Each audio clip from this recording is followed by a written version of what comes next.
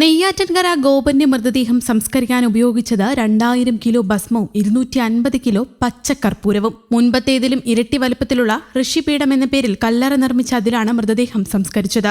500 kilo ഭസ്മവും 50 kilo കർപ്പൂരവുമായിരുന്നു ആദ്യം എത്തിച്ചത്. ചടങ്ങുകൾ നടത്താൻ അത് പോരെന്ന് കണ്ടതോടെ 1500 കിലോ ഭസ്മവും 200 കിലോ പച്ചക്കർപ്പൂരവും കൂടി എത്തിക്കുകയായിരുന്നു. ഗോപന്റെ മകൻ സനന്ദൻ അടക്കം 3 പേരായിരുന്നു കല്ലറയിലിറങ്ങി കർമ്മങ്ങൾ ചെയ്തത്. ഇന്നലെ വൈകിട്ട് 4 മുതൽ നടന്ന ചടങ്ങുകളിൽ വിവിധ മഠങ്ങളിലെ സന്യാസിമാർ കാർമ്മികത്വം വഹിച്ചു. നെയ്യാറ്റിൻകരയിലെ സ്വകാര്യ ആശുപത്രിയിൽ നിന്ന് ഹിന്ദു സംഘടനകളുടെ നേതൃത്വത്തിൽ നാമജപയാത്രയായാണ് മൃതദേഹം വീട്ടിലെത്തിച്ചത്. തുറന്ന വാഹനത്തിൽ പീഠം തയ്യാറാക്കി അതിലിരുത്തി കാവ്യവസ്ത്രം പുതപ്പിച്ചാണ് കൊണ്ടുവന്നത്. മുഖം മറച്ച നിലയിലായിരുന്നു. ഇഷ്ടിക കൊണ്ട് തയ്യാറാക്കിയ കല്ലറയിൽ ഭസ്മം, കർപ്പൂരം, സുഗന്ധദ്രവ്യങ്ങൾ എന്നിവയിട്ട് മൃതദേഹം ഇറക്കിവെച്ചു. തുടർന്ന് ഭസ്മവും കർപ്പൂരവും ഇട്ടു. ഇതിനു മുകളിലായി സ്ലാബ് കൊണ്ട് മൂടുകയായിരുന്നു. ശിവപഞ്ചാക്ഷരി മന്ത്രം ചൊല്ലിയായിരുന്നു ചടങ്ങുകൾ. ഋഷിപീഠം തീർത്ഥാടന കേന്ദ്രമാക്കുമെന്ന് ബന്ധുക്കൾ പറഞ്ഞു. അടുത്ത 41 ദിവസം സന്യാസിമാരുടെ നേതൃത്വത്തിൽ പൂജകൾ നടത്തുമെന്ന് കുടുംബാംഗങ്ങൾ വ്യക്തമാക്കി. അതേസമയം ഗോപന്റെ ഫോറൻസിക് കെമിക്കൽ അനാലിസിസ്, ഹിസ്റ്റോപത്തോളജിക്കൽ റിപ്പോർട്ടുകൾ കിട്ടാനുണ്ട്. പോലീസ് അന്വേഷണം അവസാനിച്ചിട്ടില്ല.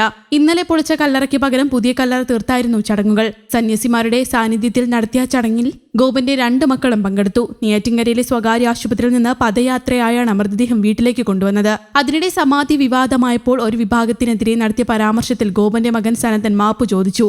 ഗോപന്റെ ആന്തരിക അവയവങ്ങളുടെ രാസപരിശോധനാ ഫലം വന്ന ശേഷം മരണത്തിലെ അന്വേഷണം ശക്തമാക്കാനാണ് പോലീസ് നീക്കം. അടുത്ത ദിവസങ്ങളിൽ കുടുംബാംഗങ്ങളുടെ മൊഴി വീണ്ടും രേഖപ്പെടുത്തും. ഇന്നലെ അതിരാവിലെയാണ് ഗോപന്റെ മൃതദേഹം പുറത്തെടുത്ത് പോസ്റ്റ്മോർട്ടത്തിന് അയച്ചത്. കുടുംബത്തിന്റെ എതിർപ്പ് അവഗണിച്ചായിരുന്നു മൃതദേഹം പുറത്തെടുത്തത്. രാവിലെ 9 മണിയോടെ പോലീസും ജില്ലാ ഭരണകൂടവും നടപടി പൂർത്തിയാക്കി മൃതദേഹം പോസ്റ്റ്മോർട്ടത്തിന് അയച്ചു. അതേസമയം പോസ്റ്റ്മോർട്ടത്തിൽ പ്രാഥമിക ഘട്ടത്തിൽ അസ്വാഭാവികതയില്ലെന്നാണ് കണ്ടെത്തൽ. ഇതിന് പിന്നാലെ പ്രതികരണവുമായി മകൻ സനന്ദൻ രംഗത്തെത്തി. അസ്വാഭാവികതയില്ലെന്നാണ് പറയുന്നതെന്നും തങ്ങൾ പറഞ്ഞ കാര്യങ്ങളെല്ലാം സത്യമാണെന്ന് വ്യക്തമായെന്നും വളരെയധികം വിഷമമുണ്ടെന്നും സനന്ദൻ പറഞ്ഞു.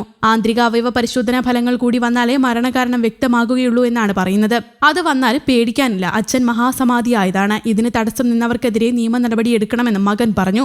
VDSP നേതാവ് ചന്ദ്രശേഖരൻ പറഞ്ഞതുകൊണ്ട് മാത്രമാണ് ഇന്ന് പ്രതിഷേധിക്കാതിരുന്നത് എന്ന് മകൻ വ്യക്തമാക്കി. ഒരു രാജാവിനെ പോലെ സന്യാസിമാരെ വിളിച്ച് ഗോപൻ സ്വാമിയുടെ മഹാസമാധി ചടങ്ങ് നടത്തുമെന്നും അച്ഛൻ സമാധിയായതാണെന്ന ഉറച്ച വിശ്വാസത്തോടെ തന്നെയാണ് മുന്നോട്ട് പോയത്.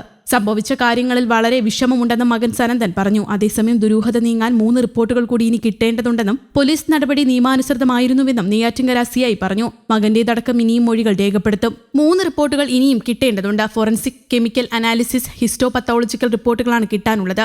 അന്വേഷണം അവസാനിച്ചിട്ടില്ലെന്നും CI പറഞ്ഞു. നിലവിൽ പോലീസിന് മുന്നിൽ പോസ്റ്റ്മോർട്ടം റിപ്പോർട്ട് അല്ലെങ്കിൽ പ്രാഥമിക പരിശോധനാ റിപ്പോർട്ടില്ല. ഗോപൻ സ്വാമിയുടെ മകന്റെയും ഭാര്യയുടെയും മൊഴികളിൽ വൈരുദ്ധ്യങ്ങളുണ്ട്.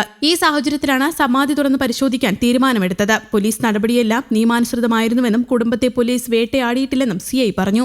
News desk, Kerala Kaumudi.